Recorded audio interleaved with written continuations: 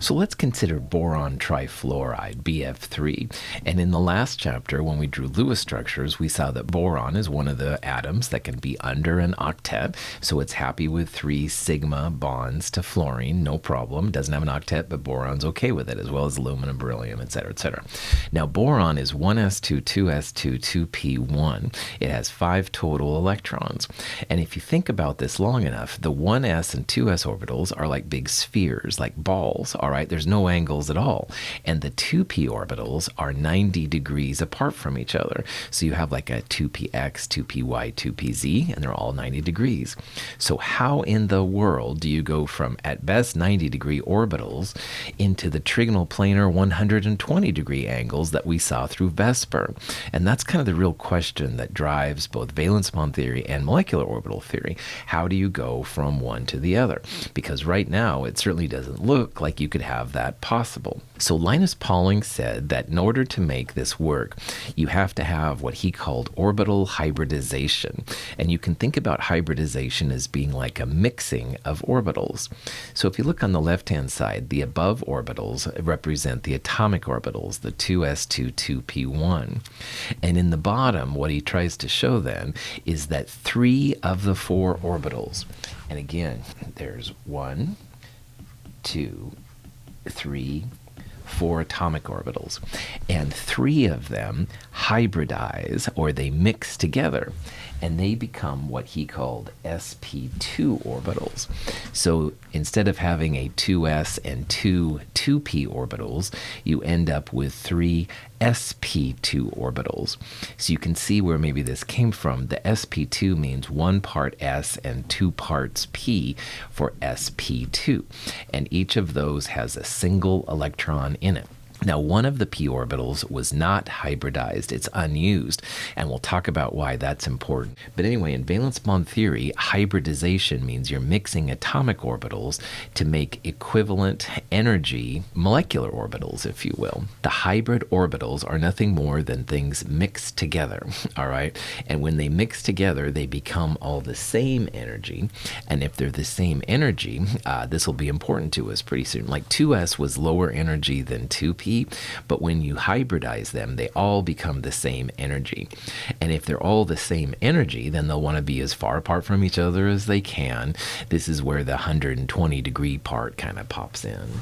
So in this case, 1s and 2p atomic orbitals gives 3 sp2 orbitals. And that's again where this comes from. So sp2 means 1 part s and 2 parts p. And there's going to be 3 of these, as well as that unused p orbital that we'll talk about later. So this picture shows the results of kind of all the stuff that happens here. So in the first box there on the left-hand side, those things are the sp2 orbitals.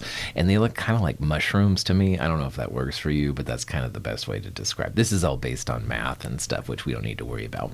But those 3 sp2 orbitals, you can see they're all at 120-degree angles because they're all the same energy. They all want to be as far apart from each other, and that's what happens.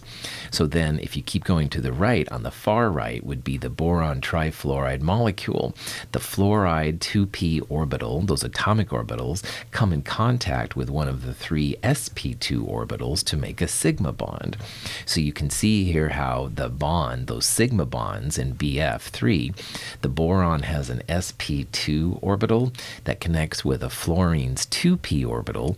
They make that kind of overlap to make the single bond, and it's pretty cool. So why hybrid section works is that it understands, it justifies, if you will, why the VSEPR model works. It takes the atomic orbitals and hybridizes them into these hybrid orbitals. And in this case, you end up with 3 hybrid orbitals. They're all the same energy. They want to be as far apart from each other as they can. That's where the trigonal planar part comes in.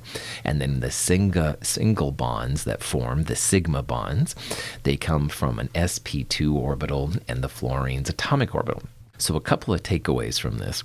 If you ever are asked what the hybridization of the central atom in a molecule is, The trigonal planar geometry always means sp2 hybridized, all right?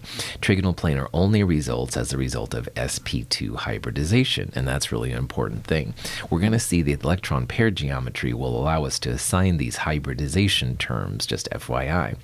The second thing is that it's only the central atom which is hybridized. The outside atoms continue to use their atomic orbitals as before, so it's only the central atom where the quote-unquote magic happens, and magic, of course, being in this case hybridization to make these valence bond orbitals.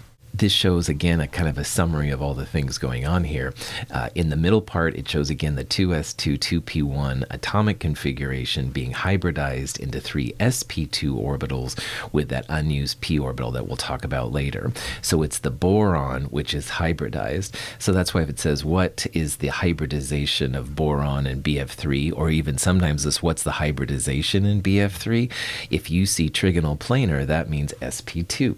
Because sp2 means you have 3 of these hybridized orbitals. They're all going to be as far apart from each other. The outside atoms just use their atomic electron orbitals. So the outside atoms just use 1s2, 2s2, 2p6, that kind of stuff.